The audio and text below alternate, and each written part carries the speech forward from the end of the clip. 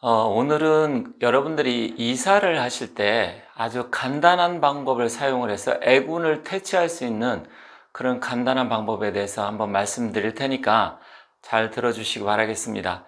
이사를 할 때 많은 분들이 굉장히 걱정이 많습니다. 물론 이사 자체가 굉장히 번거롭기도 하고 내가 그 집에 또 이사를 갔을 때 잘 살 수 있을까? 우리 가족들이 또 무탈하게 아무 일 없이 그 집에서 건강도 챙기고 개운 발복해서 잘 될 수 있을까? 이런 부분에 대해서 많은 고민과 걱정이 있다고 생각을 합니다. 물론 어떤 분들은 그냥 좋은 집에 이사 가면 집을 예를 들어서 좋은 집으로 이사 가고 집이 뭐 구조라든지 인테리어가 잘 됐다고 하면 굉장히 행복하고 만족해 할 수 있겠지만 좀 나이가 좀 들다 보면 특히 이제 50대, 60대, 70대가 되다 보면 그런 부분에 대해서 걱정을 많이 하게 됩니다. 그래서 오늘은 좀 간단하게 애군이라 할까요? 그런 걸 퇴치할 수 있는 방법, 또 운기를 조금 걱정을 덜 수 있게 하면서 운기를 좋게 하는 방법에 대해서 말씀드리겠습니다.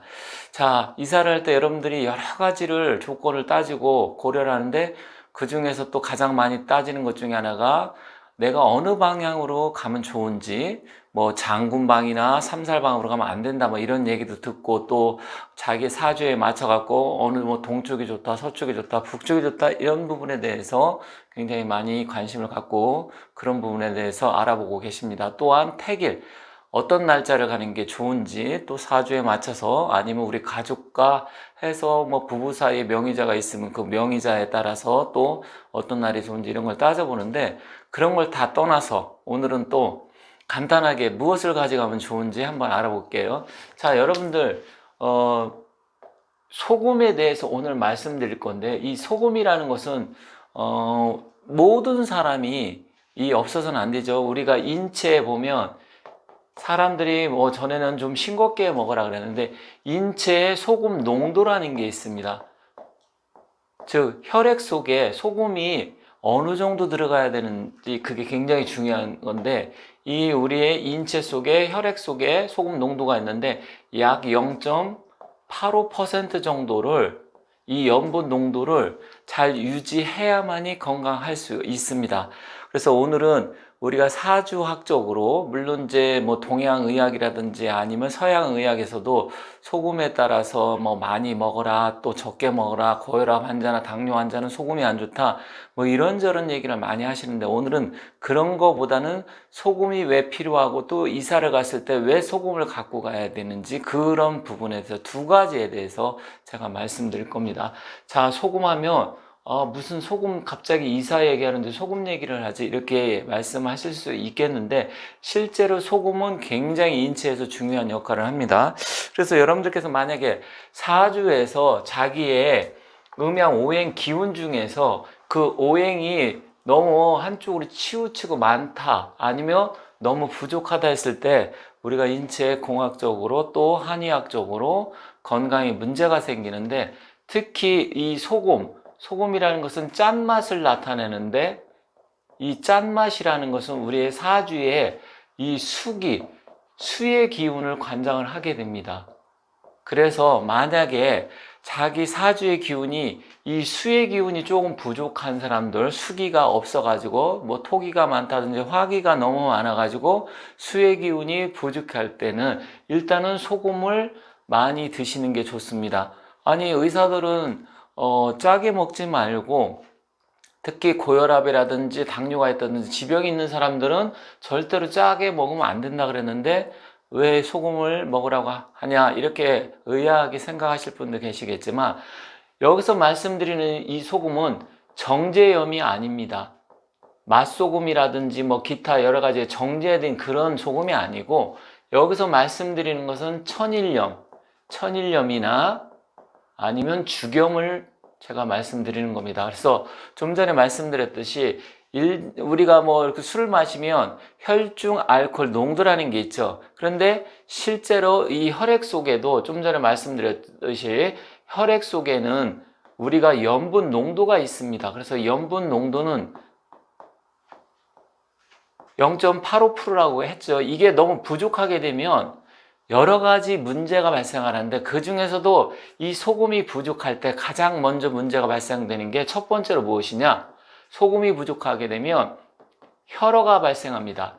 혈어라고 하는 것은 피가 부족하다. 피가 부족 현상이 일어나는데 이 피가 부족하게 되면 그러면 인체에 어떤 부분이 발생하느냐? 굉장히 여러 가지 질병이 발생하게 됩니다. 그런데 오늘 그 중에서도 제가 사주학적으로 봤을 때 말씀드리는 거라서 일단 이 피가 부족하고 혈어가 발생하게 되면 일단 무슨 문제가 발생되냐면 위장장애가 발생합니다. 위장장애.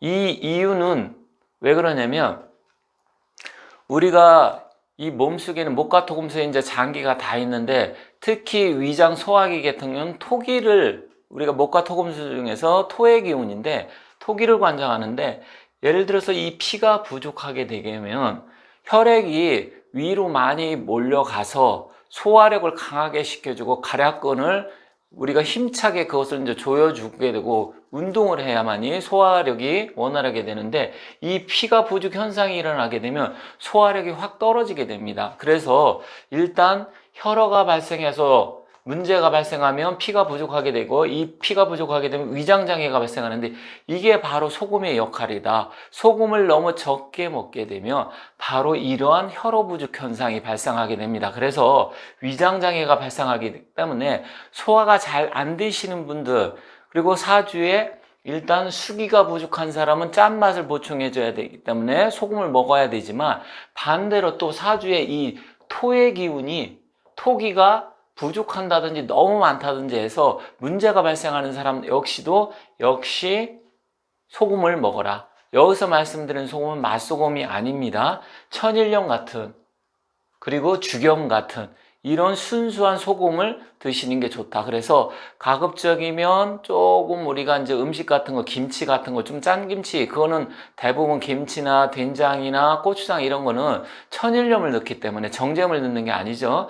그래서 약간 음식을 비벼 먹는다든지 김치를 좀 더 많이 드신다든지 해서 보충을 해줘야만이 혈어 현상, 그러니까 피가 부족한 현상이 안 일어나고 그로 인해서 소화가 잘 안 되는 현상을 방지할 수 있습니다. 두 번째는 뭐가냐면 일단 만약에 소금이 부족하게 되면 우리 뼈 속에 칼슘을 가지고 이 뼈 속에 칼슘이 있는데 이 칼슘을 빼가지고 결국은 이 칼슘 부족 현상이 일어난다. 그렇게 되면 뭐가 발생하죠? 바로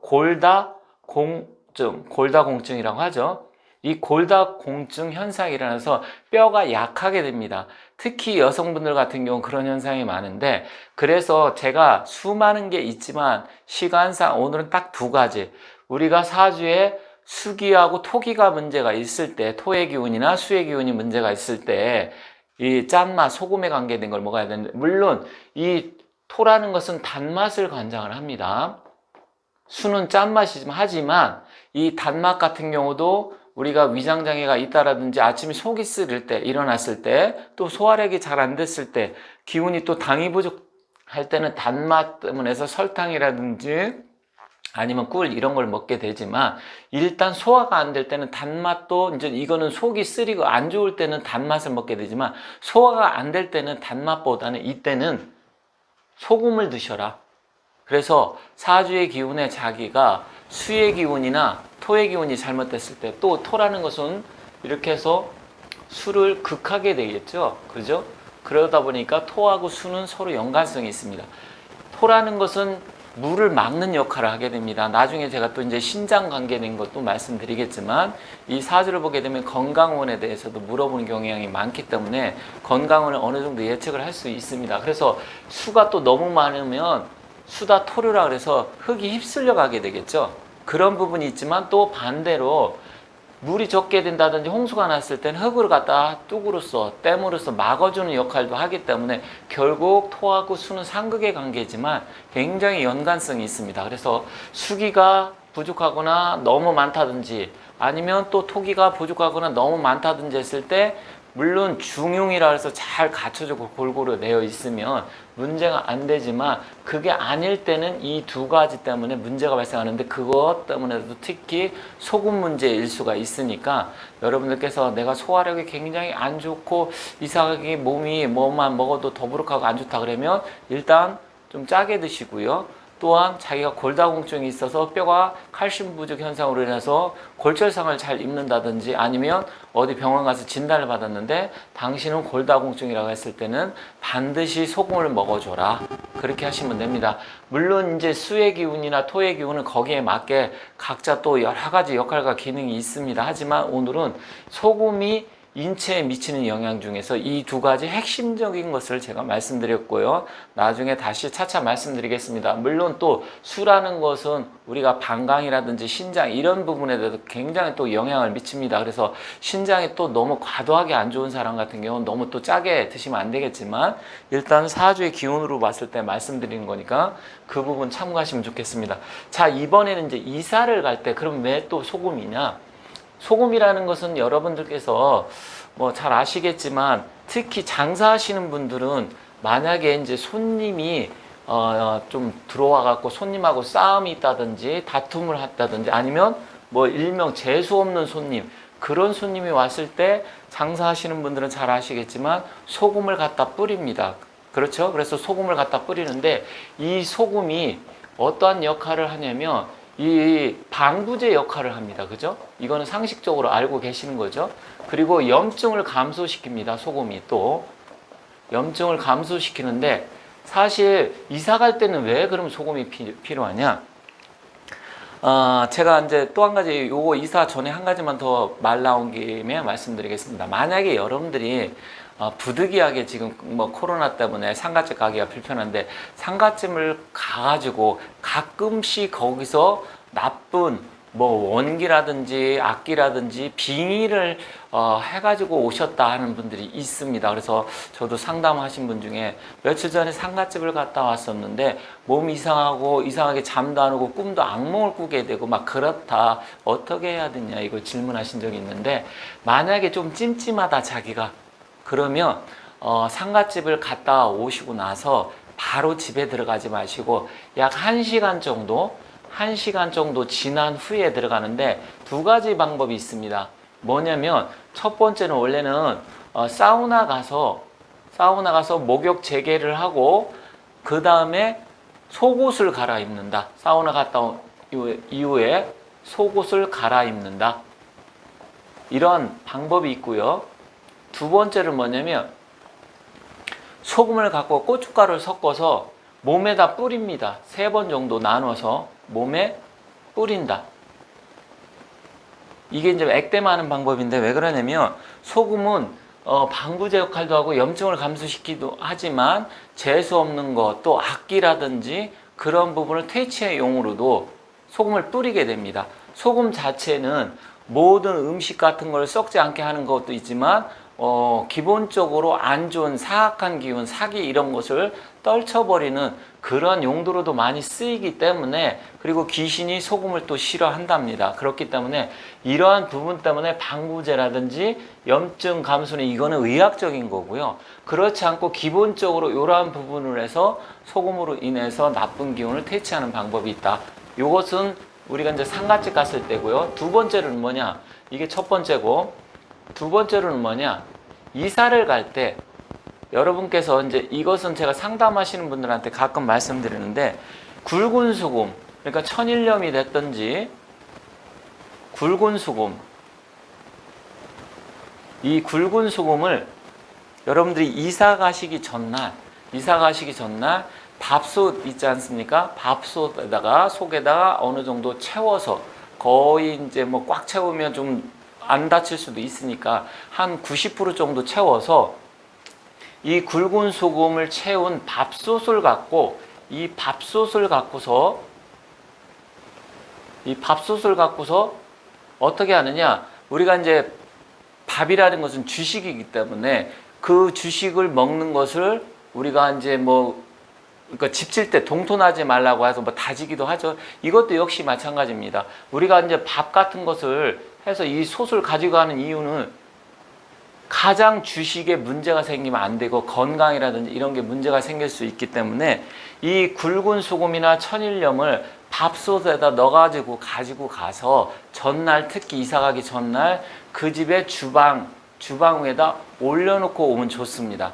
그 이유는 뭐냐면 아까 말씀드렸듯이 일단 우리가 먹는 의식주가 가장 중요하기 때문에 집이라는 것은 이미 결정이 되었지만 시기 문제이기 때문에 이 먹는 부분에 있어서 그 집에 가서 잘 먹고 건강하게 우리 가족들이 아무 무탈하게 살 수 있게 해달라는 의미에서 우리가 밥솥에다가 천일염이나 굵은 숨을 넣어가지고 전날 주방에, 밥솥은 주방에 있어야 되니까 갖다 놓고 그 다음날 이사를 한 다음에 검은 봉지, 뭐 여러분들 집에 다 봉투 있죠? 봉지에다 넣어가지고 약 3개월 정도를 보관해 두세요. 왜 그러냐면 이 또 기간이 왜 3개월이냐 그러면 뭐 일주일도 있고 한 달도 있고 1년도 있는데 왜 하필이면 3개월이냐? 이 3개월은 우리가 계절의 변화가 오는 시기입니다. 계절의 변화. 그렇기 때문에 우리가 사계절로 따지면 3계절씩 계절이 변하게 되겠죠. 그러면 3개월씩 계절이 변하게 되면 일단 이 한 번 계절이 바뀌었다는 것은 새로운 기운이 온다고 봅니다. 그래서 육휴나 육임 전법에서도 어떤 사항에 대해서 물어봤을 때 또다시 조금 있다 똑같은 상황을 대해서 점을 치는 것이 아니라 그 똑같은 상황에서 한번 물어본 점괘에 대해서는 일단 이 3개월이 지난 후에 다시 재질문을 해야 됩니다. 오늘 똑같은 내용을 이 집에 가서 물어보고 또 내일 다른 집에 가서 물어보고 모레 또 똑같은 것을 다른 집에서 물어보면 점괘가 전혀 맞지가 않습니다. 최소한 한 번, 그래서 우리가 점을 쳤을 때는 일사일점이라고 합니다. 일사일점이 뭐냐? 한 가지 어떤 사건에 대해서 한 번만 점을 쳐라. 일사일점을 쳐야 되는데 하지만 그러면 그것을 또 언제 다시 물어볼 수 있느냐? 3개월 후에 물어보게 됩니다. 그래서 3개월 후에 물어봐라.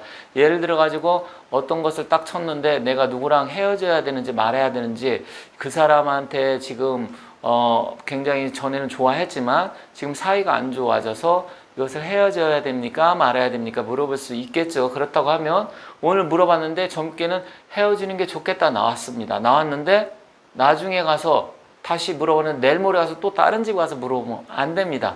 3개월 동안 가서 만약에 헤어지지 못했다. 그럼 다시 그때 가서 물어봐야 된다. 그래서 이 3개월 기준으로 삼는데 역시 이사 가는 것도 마찬가지로 해서 3개월 동안 보관을 해 둔 다음에 그 다음에 드시지 마시고 그 다음에는 이걸 버리시면 됩니다. 왜냐면 드시면 안 되는 게 또 이미 액땜을 하기 위해서 나쁜 기운을 퇴치하기 위해서 소금을 거기서 제사를 지내고 기도를 했다. 뭐 기도까지는 안 하겠지만 뭐 그런 식으로 해서 사용했던 물건을 먹으면 안 됩니다. 그래서 드시면 안 되기 때문에 결론적으로는 이 3개월 동안 보관을 해뒀다. 그러니까 보관은 또 어디다 해두냐?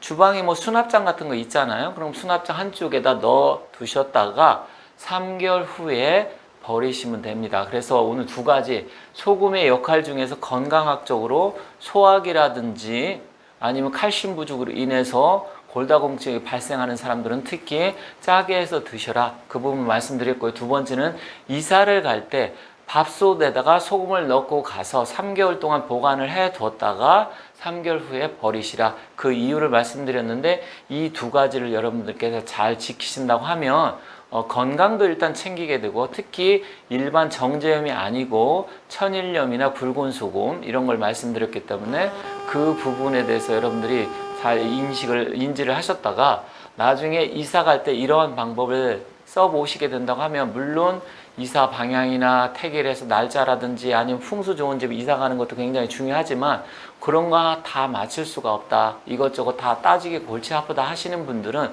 간단하게 할 수 있는 방법이기 때문에 소금 밥솥을 꼭 가지고 가셔서 전날에 갖다 놓고 그 다음에 3개월 후에 보관을 해 두신 다음에 버리시면 됩니다. 그래서 오늘은 이 소금의 중요성에 대해서 말씀드렸는데 나중에 이제 우리가 목화토금수의 기운에 따라서 각 장기가 오장육부가 다 결정이 되어 있고 또 어떠한 부분이 부족하면 어떤 질병이 오게 되고 또 이럴 때는 어떻게 해야 되는지 그 질병에 관계된 것도 제가 나중에 말씀드릴 텐데 그때 다시 한번 소금에 대해서 부연 설명하도록 하겠습니다. 하지만 오늘 너무 길게 또 이것저것 소금에 대해 역할서부터 또 소금 증상 이걸 다 얘기를 하면 시간이 너무 많이 걸리기 때문에 오늘은 간단하게 이 두 가지만 말씀드렸다는 점 핵심적인 부분은 기회가 되면 다시 한번 말씀드리겠습니다. 조금 뭐 이거는 어렵지 않은 내용이기 때문에 잘 이해하셨으리라 생각하고요. 또 저는 다른 영상을 갖고 찾아뵙도록 하겠습니다. 아무튼 제 영상을 많이 좀 시청해 주시기 바라고요. 또 아울러서 또 제가 뭐 여러 가지 좋은 내용을 갖고 다시 찾아뵙도록 할 테니까 앞으로도 꾸준한 사랑 부탁드리겠습니다. 감사합니다.